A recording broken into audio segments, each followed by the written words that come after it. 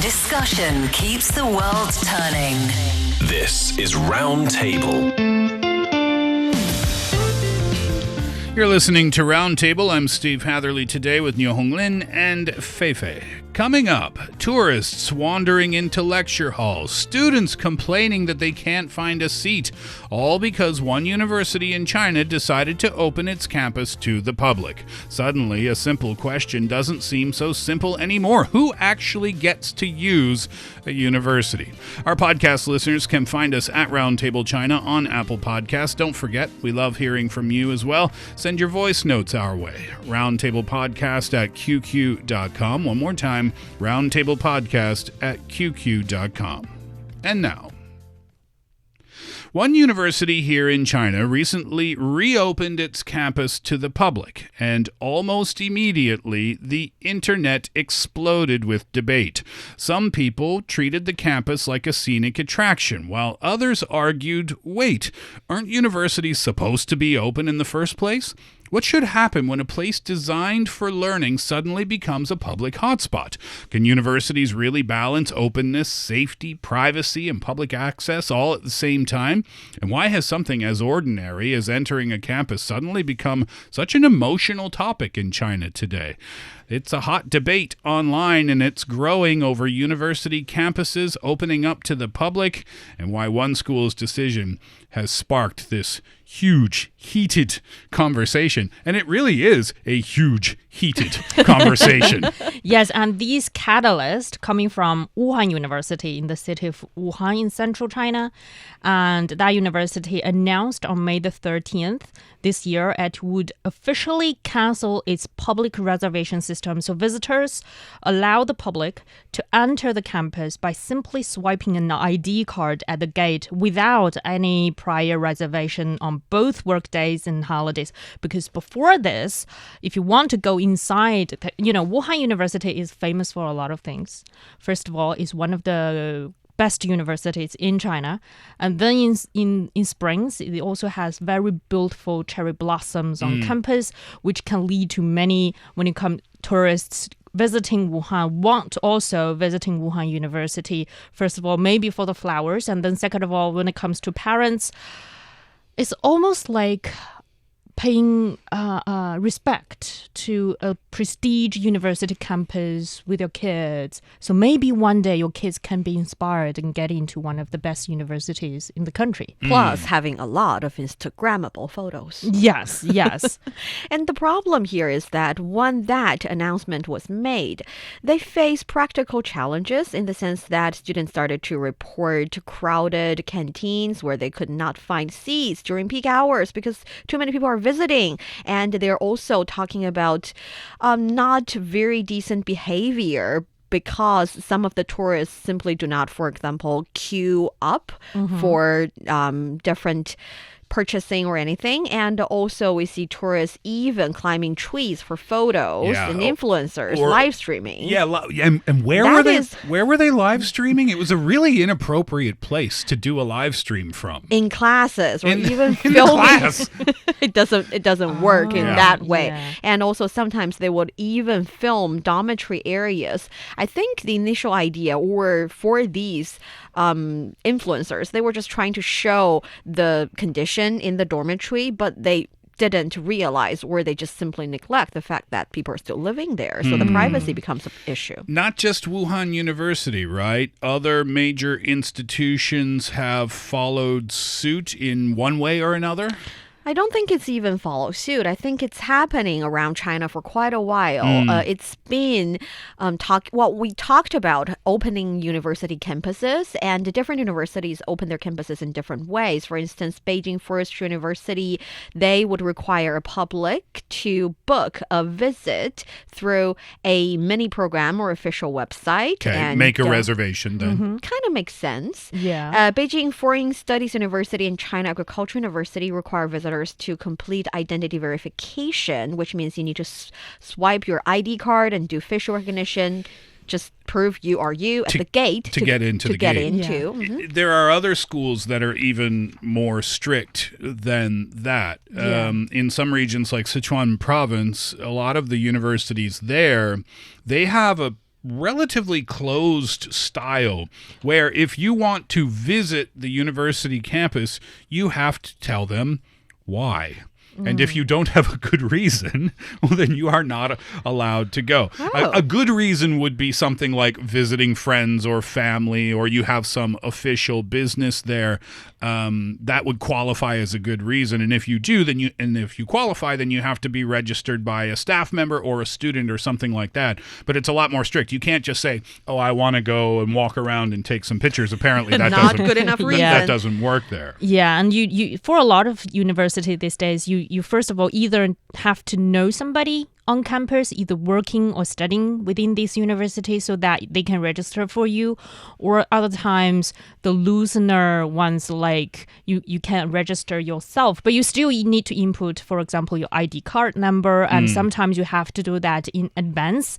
It's not something that when you arrive at the gate and then you can make a reservation and then go inside. I had a really good experience visiting I think it's a kind of like a college in a university, because it's the Yuelu Academy. It's one of the four most famous academy in Chinese history, and it's still opening now. It belongs to Hunan University or Hubei University. Hunan University. What yes. do they teach there? I think it's Chinese literature related subjects, as well as how to spread Chinese culture to outside world related subject. But the thing is, because Yuelu Academy itself is a scenic spot, so the academy is in the center of the entire scenic spot, and you can go in and visiting even their academic buildings, academic areas. And yeah, so you view it basically as a tourist spot. And my point here is that when that is the status quo for a long enough time, tourists kind of respect the fact that that area in the scenic spot is an academic area, so they do not flood in, they know what is happening.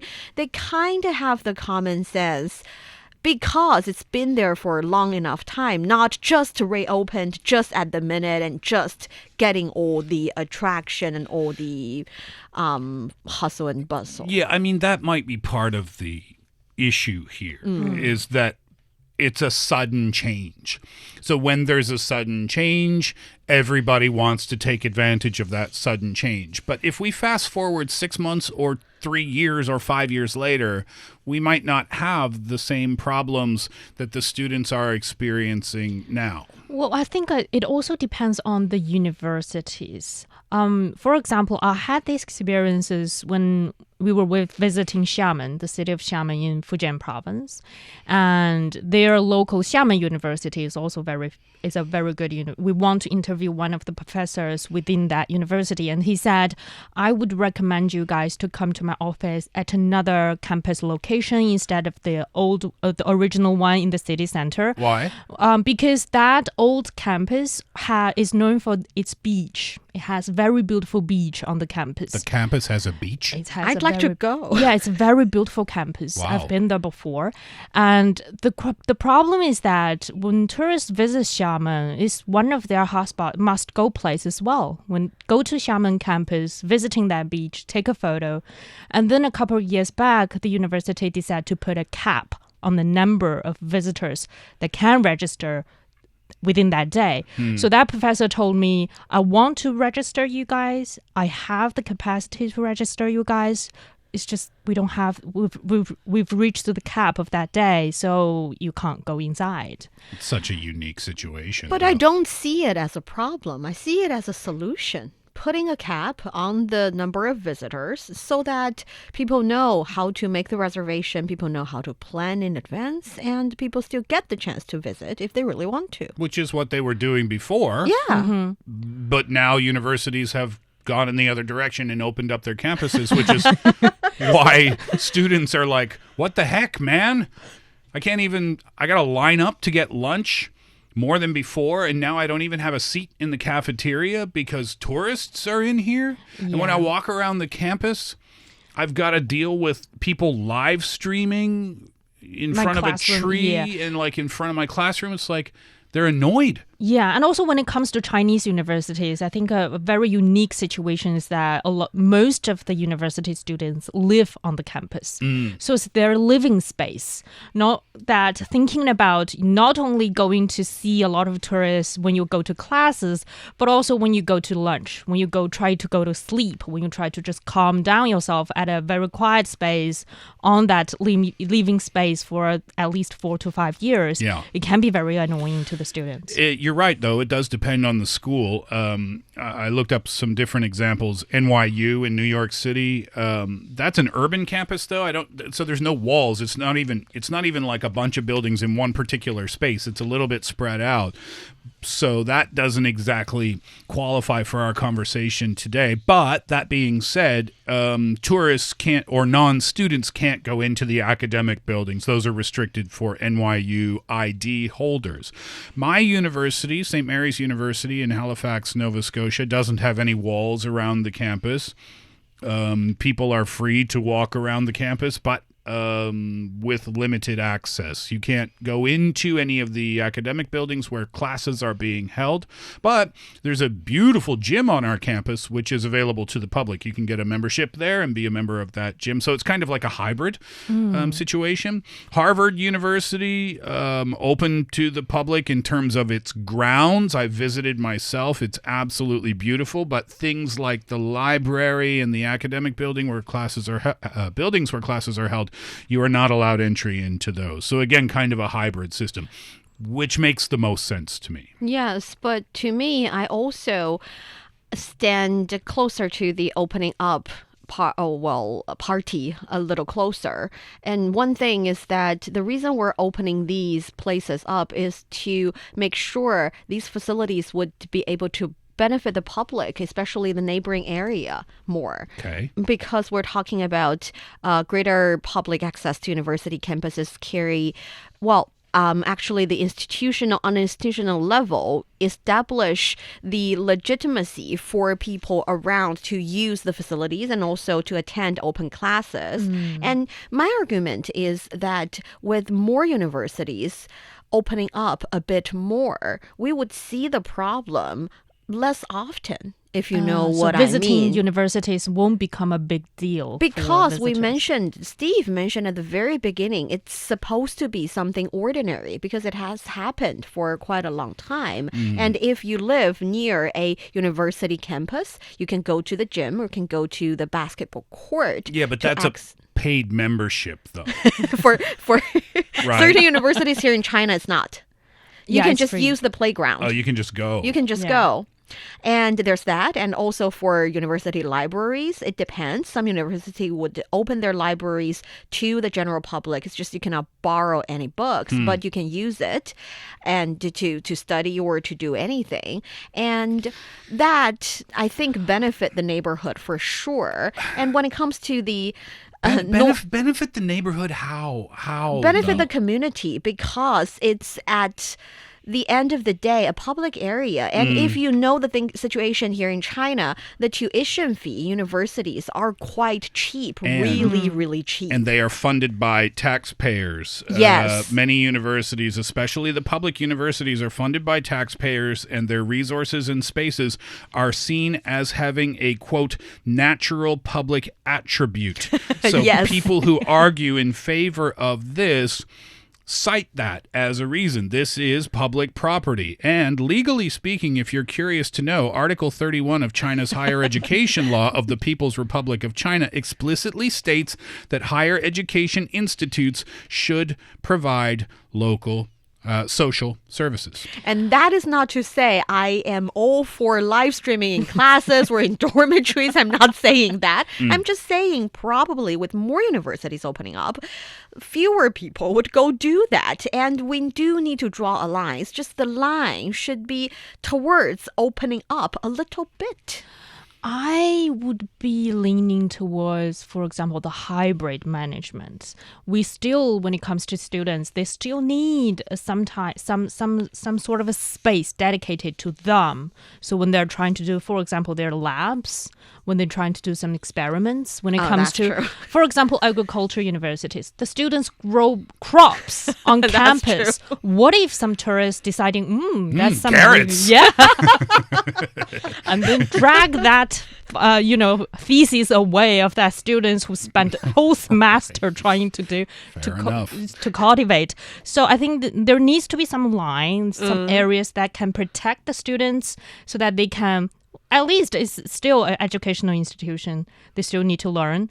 As citizens of Beijing or your hometowns, where I'm sure there are universities there as well, do you feel in your heart it is your public right, because your taxes pay, it is your public right to be able to go and use those campuses however you see fit? Do you think that's your right? Not only in my own province or my hometown. Anywhere. Anywhere. Because when I'm traveling around, I like to see their universities. Okay. Yeah, but for me, it depends. For example, I'm a parent of a primary school student.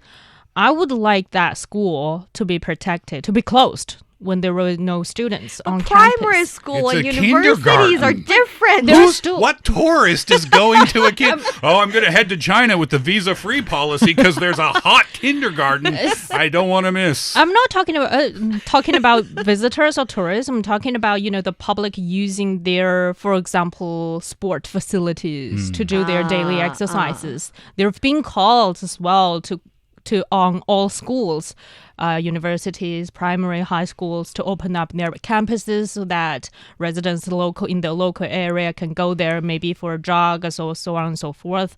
Then I start to think about all the maintenance these schools need to do when they have like thousands or even tens of thousands of visitors per day. And the money that needs to be used to pay for that maintenance. Yeah, and is that the kind of tax money that you would like to be spent on as taxpayers? I think I get your point, but at the same time, I still think universities are different. Previously, we view universities as a tower of ivory, as somewhere that young adults spend at the end, at a stage where they do not have to worry about problems in the society, where they can just focus on their academic studies. But now we see more and more trend of using it as a buffer zone before or between academic study and and society. They would even take real problems in the society as their academic case, so that they can study and figure out a solution for the real problems in the real world. And some of them even started to plan for an internship really early on, maybe not in their freshman year, but definitely not the senior year as well. So they know very well that they're preparing to get into the university. Get into the society, excuse me.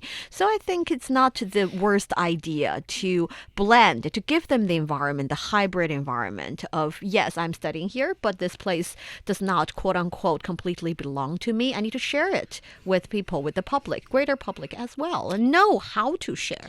Well, depending on the type of public who is going inside the campus. Not the live streamers, even with the reservation, even for universities that require very strict reservation, register beforehand, they still have, like, for example, business purposes visits coming for the professors or staff members working on campus. So there are still chances for this kind of, for the university students to get in touch with, for example, industry insiders when they want to looking for solutions in a particular industry.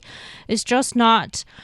I still think even if universities are treated as buffer zone for these students, isn't that the beauty of going to universities, that you can take some time and think about your future, think about your life choices, and then don't need to worry about what's really happening in the real world and get anxious about it. And so maybe having some kind of a protected area for them so that they can calm down. They don't need to worry too much about what's happening outside or the chaotic situations. Is the beauty of it. Yeah. Hybrid, I mean, I think there's a lot of things at play here. Hybrid situation can work. Works in Halifax, Nova Scotia. St. Mary's University has 10,000 students, 10 to 15,000 students. Peking University, I don't know, right? How many students go there? What's the population of Beijing? Oh, right, 22 million people. Anyway. Niu Honglin, what are you doing this weekend? You want to hang out? I heard there's this cool new kindergarten there. Maybe ask Fei Fei. Pay a I think visit. it's Do Thursday. we have to register? Maybe that's the, We're so that's teasing why. you. All right.